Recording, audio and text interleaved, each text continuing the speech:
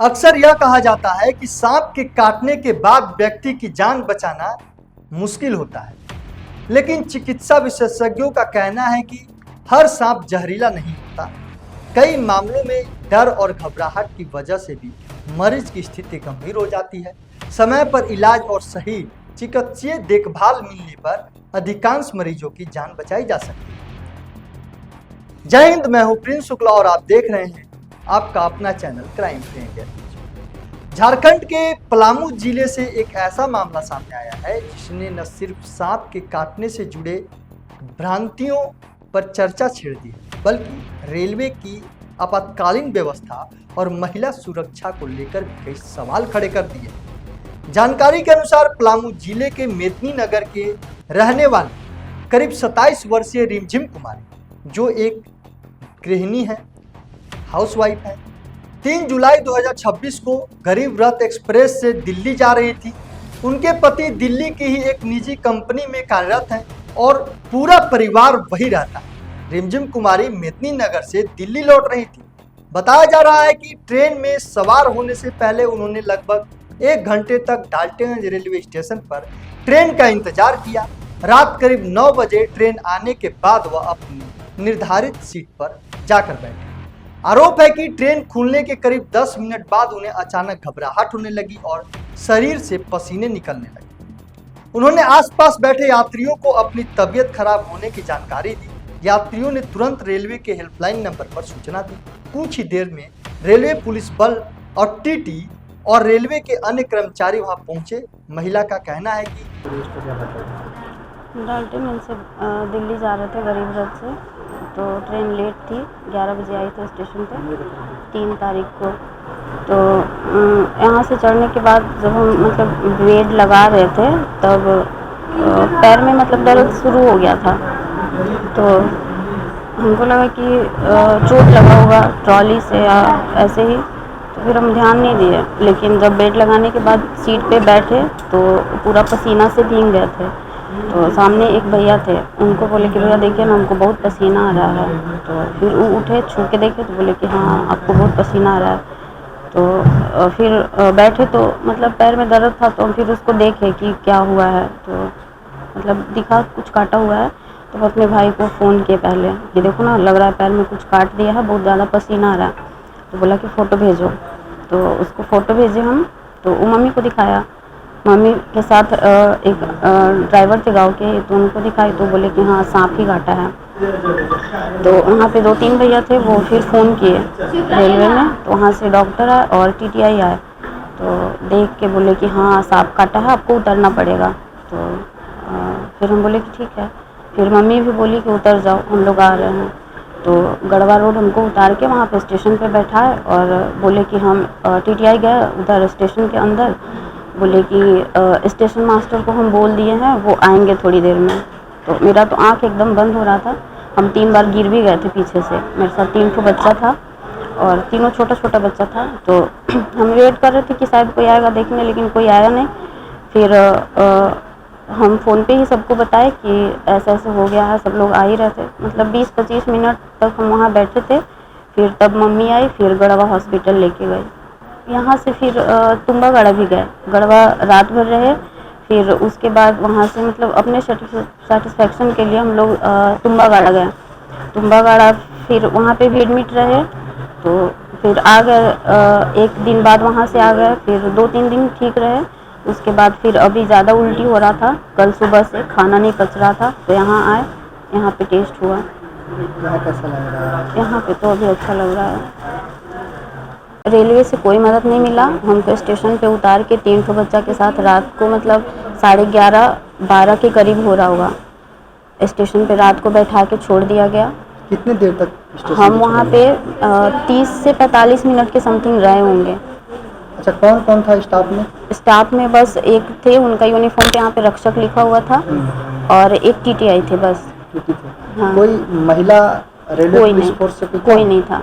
Station पे भी, Garhwa station पे भी कोई नहीं था, और ट्रेन से भी कोई नहीं आया था साथ में। अच्छा, हेल्थ से क्या क्या सुविधा मिला था? मतलब कुछ भी डॉक्टर की नहीं, तरफ से कुछ मिला? कुछ भी नहीं। कुछ भी नहीं। नहीं। कौन सा ट्रेन था? गरीब रथ। गरीब रथ। हाँ। डाल्टनगंज स्टेशन ट्रेन आने के कितने देर पहले पहुंची? स्टेशन पे हाँ। ट्रेन लेट थी, तो हम लोग 9:45 से पहले पहुंच गए थे। मतलब कितने भी देर वेट किया स्टेशन पे? एक घंटा, आधा घंटा 1 घंटा के करीब 1 घंटा रुके के थे। करीब। हाँ, क्योंकि ट्रेन लेट आई थी, 11 बजे आई थी। मतलब रेलवे के जो बर्ताव है उससे खुश नहीं, वहाँ पे हमको अकेले बैठा के रात को छोड़ दिया गया था। मेरे साथ मेरी 3 बेटी थी, कुछ भी हो सकता था वहाँ पे। जांच के दौरान उन्हें बताया कि संभवतः उन्हें सांप ने काट लिया है। इसके बाद उन्हें गढ़वा रोड रेलवे स्टेशन पर उतार दिया गया। महिला का आरोप है कि स्टेशन पर उतारने के बाद उन्हें पर्याप्त सहायता नहीं मिली। उनका कहना है कि ना तो कोई मेडिकल टीम उन्हें साथ रही, न 7 दिन न देखने आई, न रेलवे पुलिस बल का कोई जवान और न ही अन्य जिम्मेदार अधिकारी। उनके अनुसार वह देर रात लगभग 12:30 बजे तक स्टेशन पर अकेले बैठी रही और खुद को असुरक्षित महसूस करती रही। बाद में उन्होंने अपने परिजनों को फोन कर सूचना दी। परिजन मौके पर पहुंचे और उन्हें नजदीकी अस्पताल ले जाया गया। प्राथमिक जांच के बाद डॉक्टरों ने उन्हें बेहतर इलाज के लिए रेफर कर दिया। स्वास्थ्य में कुछ सुधार होने के बाद वह घर चली गई, लेकिन दोबारा तबीयत बिगड़ने पर उन्हें मेदिनीनगर के एक अस्पताल एचएस हॉस्पिटल में भर्ती कराया गया, जहां उनका इलाज जारी है। अभी भी वहां के चिकित्सकों के अनुसार इलाज चल रहा है। अभी यह स्पष्ट नहीं है कि उन्हें वास्तव में जहरीले सांप ने काटा था या नहीं। हालांकि महिला की स्थिति पहले की तुलना में बेहतर बताई जा रही है। इस घटना ने एक बार फिर यह सवाल खड़ा कर दिया है कि सांप के काटने की आशंका होने पर यात्रियों को तत्काल और व्यवस्थित चिकित्सा सुविधा कैसे उपलब्ध कराई जाए।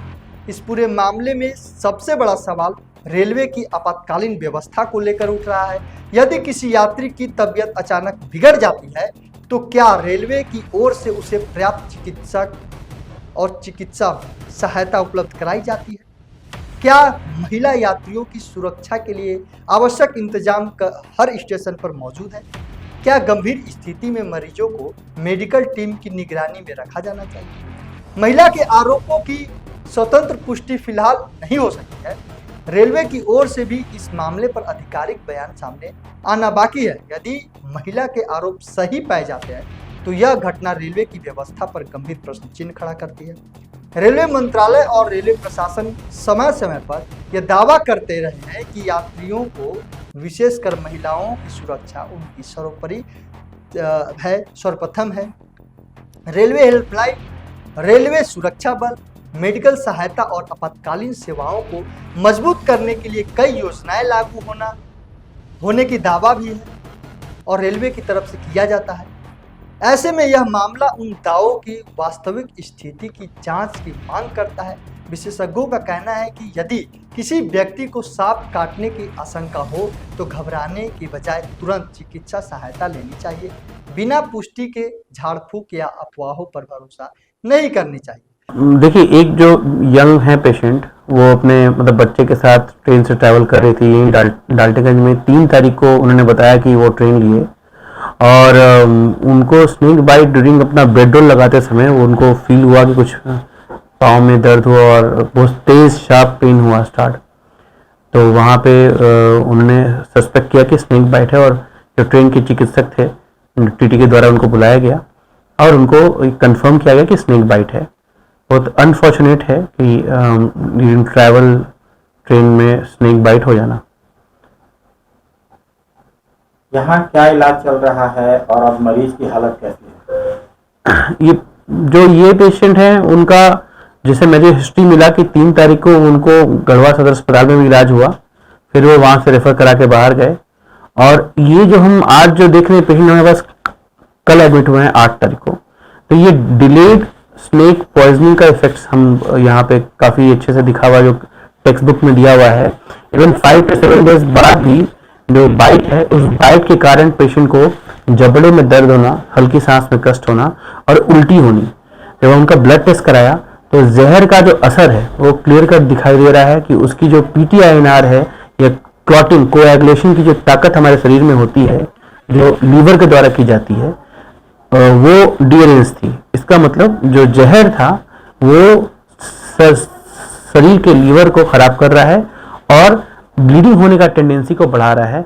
जिसके कारण आगे मृत्यु चांसेस हो जाती है होने की। अब कैसा है मरीज? कल हमने एंटी स्नेक वेनम दिया, अब तो मरीज अच्छा है, जॉ पेन नहीं रहा, उनको उल्टी नहीं रही और एक अंदर से गुड वाली है फीलिंग। लेकिन अभी भी खतरा है जब तक उनका लीवर पैरामीटर्स, उनकी क्लॉटिंग जो फैक्टर्स हैं वो अच्छी ना हो जाए। ब्लड का बंद होना खुद से शरीर की, और जब तक ताकत ना आ जाए तब तक वो रिस्क में रहेंगे। और ये जो बाइट है ये हमें ऐसा लगता है कि मतलब क्रेट बाइट होगा, स्नेक बाइट, और ड्राई बाइट में भी हो सकता है, क्योंकि जो क्रेट सांप जब भी बाइट करते हैं तो उस क्षण में मरीज को एहसास नहीं लगे किसी ने बाइट किया। और क्रेट सांप की जो लक्षण है 12 घंटे बाद भी आपको नजर आ सकती है, जैसे इस महिला के साथ हुआ कि इनको उस समय एहसास ना हुआ कि उनको कोई बाइट हुआ है, कुछ देर बाद इनको जाके एहसास हुआ कि मुझे कुछ पाँव में शार्प पेन हो रहा है। और डिटेल हिस्ट्री लेने से ये मालूम चली कि उनकी आंख का बंद होना, सांस का फूलना, मुंह ऐठा जाना, टंग ऐठा जाना, जो क्लासिक न्यूरोटॉक्सिन जैसा दिखाई देता है और काफ़ी जानलेवा होता है। ये अच्छा था कि वहाँ के सदर अस्पताल में उनको इमीडिएट इलाज मिला और उनकी अभी वो उस स्टेट से बाहर हैं, लेकिन डिलेड इन्वेनमेशन इफेक्ट अभी दिखाई दे रहा है, माने कि सांप का एक्यूट इलाज तो हो गया सांप के जहर का, लेकिन जो डिलेड होता है उसका इलाज के लिए भी complete neutralisation of snake venom is very important. हर सांप जहरीला नहीं होता है और समय पर इलाज मिलने से अधिकांश मरीज सुरक्षित हो सकते हैं। अब इस पूरे मामले में सभी की नज़र रेलवे प्रशासन पर है। क्या रेलवे इस घटना की जांच करेगा? क्या यह पता लगाया जाएगा कि महिला को किस परिस्थिति में स्टेशन पर उतारा गया और उसके बाद क्या क्या व्यवस्था दी गई? क्या यदि कहीं कोई लापरवाही हुई है तो जिम्मेदार अधिकारियों के खिलाफ कार्रवाई होगी? फिलहाल सबसे महत्वपूर्ण बात यह है कि पीड़ित महिला का इलाज जारी है। वहीं इस घटना ने महिला सुरक्षा, रेलवे की आपातकालीन चिकित्सा व्यवस्था और यात्रियों की सुरक्षा को लेकर कई अहम सवाल खड़े कर दिए हैं। इस मामले पर आपका क्या कहना है? क्या रेलवे की आपातकालीन व्यवस्था और महिला सुरक्षा को और मजबूत किए जाने की जरूरत है? अपनी राय हमें कमेंट बॉक्स में जरूर बताएं। कमेंट के माध्यम से हमें जानकारी दें। अगर सुरक्षा के देखते हुए अगर रेलवे को और बढ़ानी चाहिए महिला सुरक्षा, तो उस पर भी अपना राय दें, क्योंकि हम रेलवे के अधिकारियों, स्टेशन मास्टर से बातचीत कर सके। तमाम ऐसी खबर को देखने के लिए बने रहिए क्राइम फ्री न्यूज़ के साथ। मैं था प्रिंस शुक्ला। जय हिंद, जय भारत।